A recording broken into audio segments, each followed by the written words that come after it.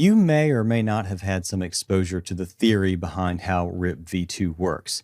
It's an old routing protocol and nobody uses it much anymore, but we're going to use it to demonstrate some route summarization and filtering concepts that will come in handy later on. Let's take a look at the next customer request. The customer wants us to enable RIPv2 between R1 and R4. Sounds pretty easy. Let's take a look at the layer 3 topology diagram. R1 and R4 are using the transit network 10.0.14.0/29. Let's jump over to R1. Configuring RIPv2 is relatively easy. In global configuration mode, we just type router RIP.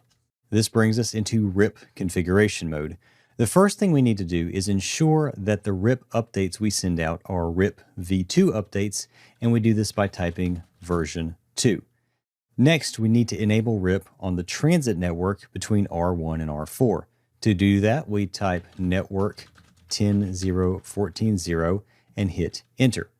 Now, let's do a show run section router RIP to show the router RIP section of the running configuration.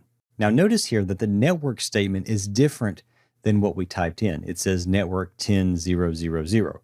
The reason for this is the original version of RIP version 1, is classful, meaning it does not support variable length subnet masks.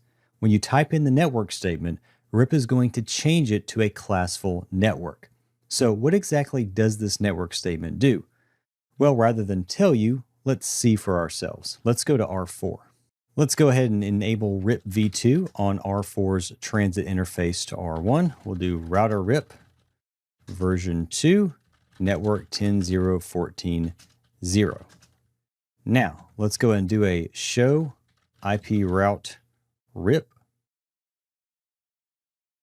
And it sometimes does take a few seconds for the routers to exchange routes, but here we can see that we have some entries with an R next to them. The R, of course, means that these are RIP learned routes. Let's take a look at this first one for 10.0.12.0/30. It says via 10.0.14.1. That's R1. R4 learned the route to the 10.0.12.0/30 network from R1. Let's do a show run section router RIP. And we see the same network statement as we saw on R1. What this network statement does is it enables RIP on all interfaces which have an IP address in the 10.0.0.0 major network. This means that R4 is going to send RIP routing updates out of any interface that has an IP address in the 10.0.0.0/8 subnet. But what routes is it going to send out exactly? Well, let's do a show IP route connected, section 10.0.0.0. Any routes or prefixes in the IP routing table that are subnets of the 10.0.0.0 major network will be advertised to other RIP routers. So let's verify this. Let's take the 10.0.45.0/29 network. We should see this route appear in the routing table on R1. So let's go back to R1.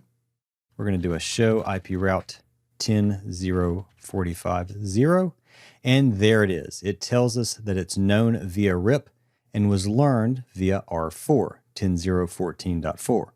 Cool. And believe it or not, that's it. We've configured RIP between these two routers.